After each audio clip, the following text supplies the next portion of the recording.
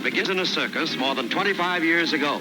And it's a true story of a young man with a grand ambition that someday he was going to have a show of his own. The biggest and the best of its kind. So he said farewell and moved forward to the realization of his desire and dreamed of his destiny with the yearning of youth. And a quarter of a century later, a veteran of the show world, his dream is a reality. Fascinated by a carnival, the average citizen has no conception of the factor that makes this one of the greatest forms of outdoor entertainment. Purveying fun to millions are over 350 carnivals ranging from small outfits to the largest Midway railroad project, a caravan of 62 double-length flat cars and Pullmans to move equipment and personnel. Keen, imaginative executives have changed the carnival into a popular institution, praised and acclaimed throughout the length of the land, from the topmost border way up north in neighboring Canada to their winter quarters in Tampa, Florida.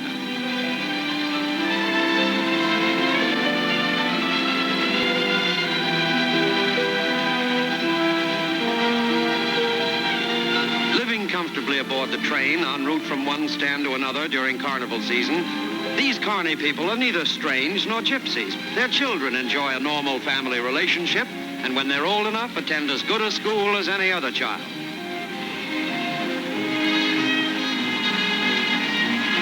In the pie car, that's the diner to you, a tasty meal or a light snack is always available. And the club lounge provides all the means for fun and relaxation.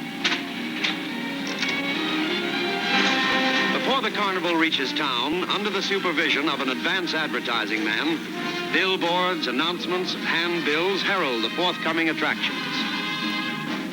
Then, arriving at their destination, perhaps while the town is still asleep, the efficiently organized routine of unloading gets underway. Toiling men contending with heavy equipment holds a fascination, even for those accustomed to this sight. And the interest with which they watch the action is mingled with a sense of potential physical danger involved in moving the massive wagons. Entailing the greatest personal risk is the poler's job, yet with it goes the greatest prestige among the working crews. For to send these ponderous wagons smoothly down the ramp requires a certain skill as well as muscle. Carnival time is in full swing during the season of agricultural fairs, providing them with that magic wonderland, the Midway. To witness the conversion of this vacant area into a world of amusement is to enjoy a rare look behind the scenes of a fabulous industry. Under the supervision stakes out the ground, every tent will have its own assigned place, and there'll be no confusion when the wagons arrive from the train. Remarkably resembling his father as a youth, the son carries on the carnival career, learning the business from the ground up. Like well-drilled performers, the massive wagons roll into position at their staked-out stations, and like ponderous Pied Pipers, attract the youngsters. In ever greater groups, the kids swarm after them, for the fanciful allure of the carnival has always aroused an affectionate response in the romantic spirits of the young in heart. Departmentalized like any big, efficient organization, there's no waste of time or manpower as the wagons are unloaded. Ingeniously designed for reassembly, the carnival equipment and devices that constitute this gigantic jigsaw puzzle energetically come together. But in all things that toiling men may do, there's no job more sought after by boys than this. As the king and crown prince of the carnival coordinate the diversified activity of assembly, the project takes root and grows up, and steel towers take shape to stand like fabled giants before the enchanted eyes. Thus, monuments to mirth find form and substance against the heavens, and bulky flaps describe a massive arc, as monstrous girders trace colossal patterns in geometric designs whose equation is the Ferris wheel.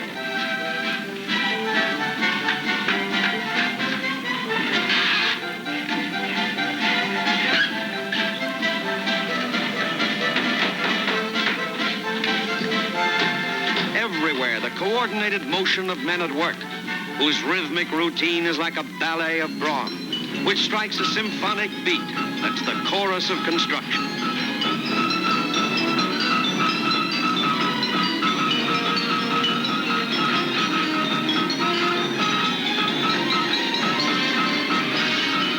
Thus, seemingly under one's very eyes, the once empty lot is transformed.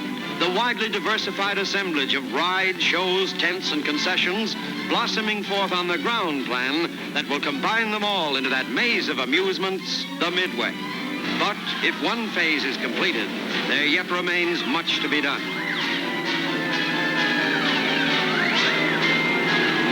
Out of ingeniously packed wagons come mechanical thrill makers, as knowing hands assemble strut and hub and wheel to build the rides that'll go round and round for those who like to try 'em and shriek. No matter what the variety of devices the Carney uses, there are always repairs to be made. Prepared to cope with every contingency, they have their own carpenter shop and woodworking equipment, their own smithy for ironwork, even expert welding if necessary. Thus, from skilled craftsmen to talented artisans, complete units function behind the scene. Such is the highly integrated detail that provides an amazing revelation of what goes on in preparation for the pleasure of the public. Preparation that includes not only the setting itself, but the various performers as well. So the acts are rehearsed and new routines perfected while the stage itself is being assembled. For the carnival and its personalities recognize that in addition to gadgets and rides, good acts contribute a large part to the success of the bigger shows.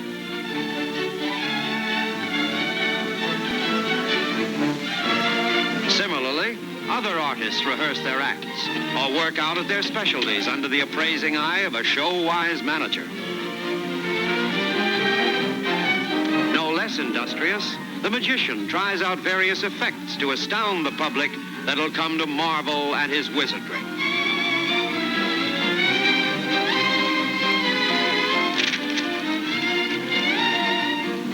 And the bearded lady, who in private life is very happily married to the alligator man, shows her husband the new costume she's designing. Wherever they may be, the carnival has its very own letter carrier to deliver the mail. Meanwhile, the preparations and rehearsals continue unabated. Alluring shows that will draw the public require enterprising showmanship and perfect performances.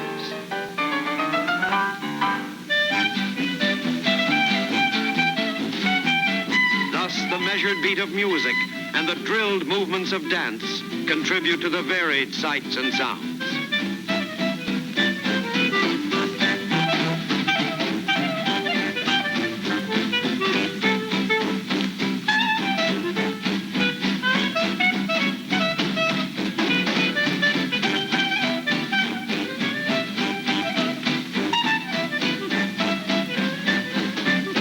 Even as they polish up their routines, so too are the final touches put on everything else.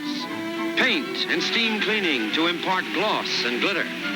Getting ready for the public, the carnival washes its face and puts on its best front for the company that's coming.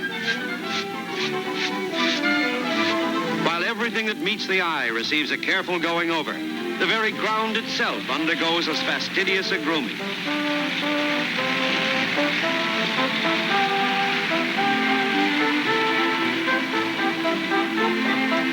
As a special crew grades the surface and spreads it out evenly, the water wagon wets down the ground and prepares it for the carload of soft shavings that will form a comfortable carpet underfoot. This is the kind of added touch that is part of the reason why carnivals have continued in popularity.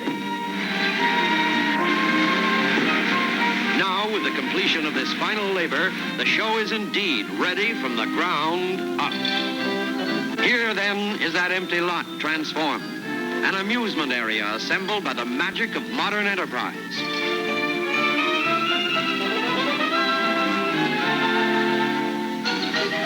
And here's the public. Here's Mother and Dad and Sis and Junior. Here are city dwellers and farm folks who come every week for 40 weeks each year to enjoy the fun that only a carnival provides. Nothing has ever topped the towering Ferris wheel among carny rides for a fine view of the countryside and a pleasantly giddy feeling. Everybody, who's next here? How many? The Ferris wheel. Here you are, the And today's colorful carnival midways give young and old equal value in fun, escape, and happiness as mechanical thrill twisters whirl intrepid sensation seekers upside down in dizzying aerial rides. The local plane, ride 'em high, reach the sky. So spin through the air at the ends of the great metal arms of the octopus to tingle your nerves and forget your troubles. The thrill ride, the big ride. Who's next? And in this age of jet propulsion, what is more in keeping with the times than a trip to the moon on a turning rocket? Try the moon rocket. Round and round. The caterpillar caters to those who believe that what you don't see won't hurt you. What goes on here goes on and on. Beyond its basic appeal, today's successful carnival symbolizes the rewards of American enterprise in any industry. Ever striving to present what will appeal to the public, no carnival is complete without a merry-go-round, the old standby and perennial favorite of young and old. Here, gleeful children express sheer, simple, unaffected jubilation as they ride their spirited steeds.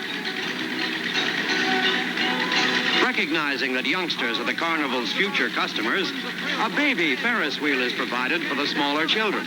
Thus, smaller rides for the amusement of younger children is another example of the thoughtful planning and foresight that's part of the business of successful showmanship. Similarly, a kiddie's merry-go-round serves as an introduction now to the exciting rides they'll patronize later. Pretty girl, who's next? A miniature railroad for the youngsters is still another pleasure provided not only for them to enjoy, but for fond and doting parents as well. The holiday spirit is everywhere. Everywhere, the familiar sights and color of carnival time. The great billowing fluffs of cotton candy. The tempting selection of sweets and syrups which charm the youngsters. The tantalizing aroma of sizzling hot dogs, so dear to the hearts and stomachs of Americans everywhere. This is one way to make both ends meet.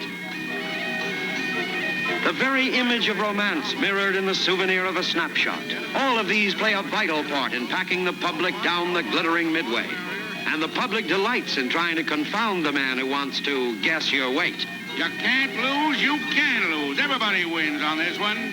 Guess your weight, I'll tell you straight. The clicking thrill of a spinning lucky number wheel revolving its way to a prize augments the feel of excitement everywhere, highlighted by the chanted ballyhoo of the talkers. Talkers, not barkers, if you know your Carney's language. Miserable, take a workout in the funhouse. You'll come out happy, happy, happy. A favorite that attracts the crowds inside and outside is the fun house.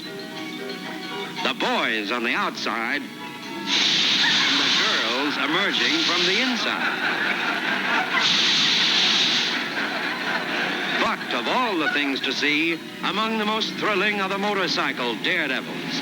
They're outdoor stunts, but a slight indication of the death-defying feats to be performed inside the motordrome. Here, defying gravity, they roar around the sheer sides of the drome and tempt the fates with their feats of skill and courage.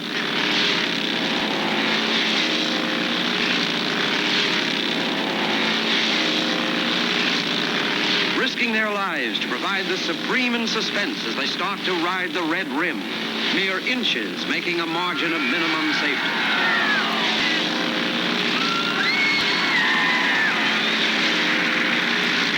In front of every tent, crowds contemplate the attractions. And star performers beguile the prospective customers with their accomplishments. Ain't he sophisticated, though? Watching his antics, you begin to wonder who's making a monkey out of who. Perhaps the answer is in the old saying, he who laughs last ought to know. And anyone who was young once ought to know what these furtive fellows are up to. So let's sneak in with them and see the trained animals do their stuff.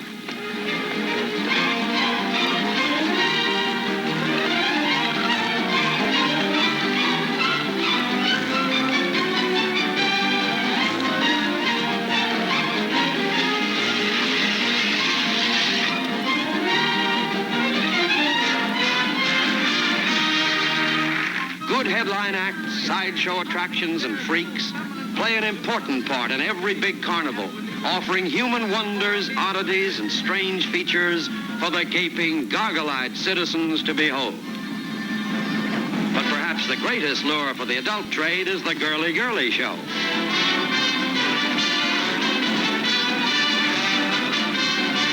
The eloquence of the dip and ballet, the combination of spiel and feminine pulchritude, proves that it's still show folks that make the attraction, and that it's the old standbys that serve best.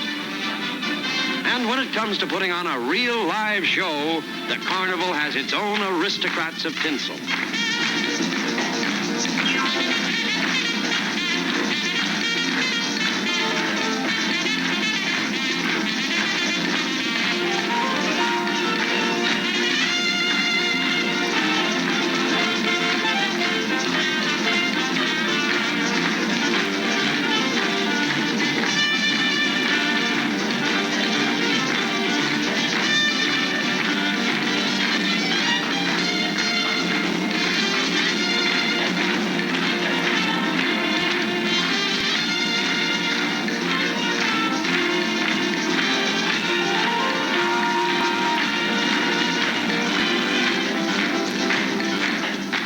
Augmenting the daytime glamour, batteries of searchlights throw brilliant beams of 50 million candle power to transform the carnival into a flashing fairyland. As the giant Ferris wheels blaze in the night sky, the entire carnival turns into a spectacular montage of neon, noise, and music.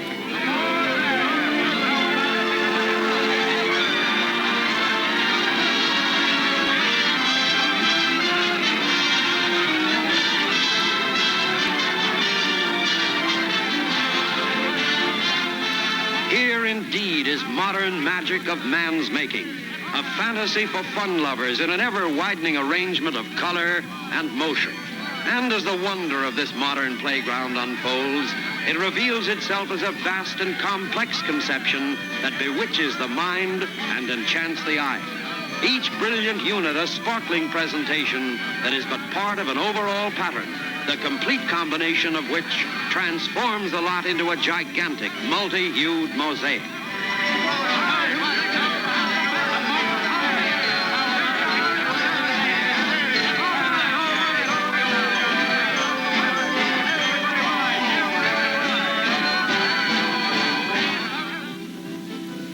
Small wonder that the carnival is acceptable to the largest cities and most exacting fairs. And managers, such as Mr. Maurice Jenks of the Topeka Free State Fair and Mr. Raymond Lee of the Minnesota State Fair, recognize its merits.